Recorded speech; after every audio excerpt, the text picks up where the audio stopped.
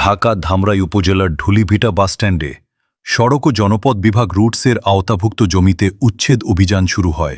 উচ্ছেদ অভিযানে সকল অবৈধ দোকানপাট ও স্থাপনা গুড়িয়ে দেওয়া হয়। এ বিষয়ে সাংবাদিকদের এক প্রশ্নের জবাবে উপজেলার নির্বাহী অফিসার ইউএনও আল মামুন বলেন, আমাদের ধামরাই উপজেলাধীন ঢুলিভিটা বাস স্ট্যান্ডে এখানে সহজের যে জায়গাটা, ঢুলিভিটা বাস স্ট্যান্ড অনেক গুরুত্বপূর্ণ এবং মানুষের চলাচল খুব বেশি। এখানে প্রায় যানজট হয় এবং কিছু অস্থায়ী স্থাপনা এরা দিন দিন করতেছে। আমরা তাদেরকে বারবার সতর্ক করেছি, মাইকিং করেছি, নোটিশ করেছি, তারপরেও তারা নিজেরা সরিয়ে নেয়নি। আমরা এই জন্য এই উচ্ছেদ অভিযান, গতকালকে আমরা উচ্ছেদ অভিযান পরিচালনা করেছিলাম।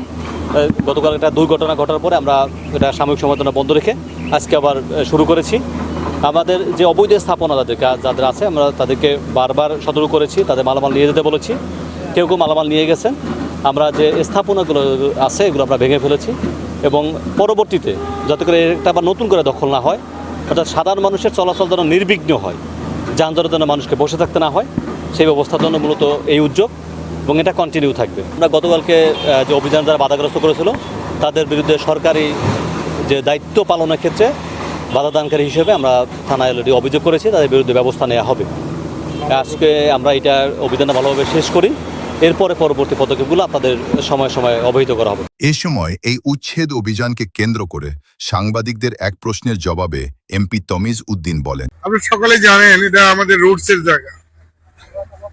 রুটস তার নিজস্ব সম্পত্তি বের করবে, মানুষের কল্যাণের জন্যই তো রাস্তা। দীর্ঘদিন যাবৎ এই আপনারা দেখেছেন এই আরিচা রোডের ধামরাইয়ের অত্যন্ত গুরুত্বপূর্ণ জায়গায় ঢুলিভিটা স্ট্যান্ড।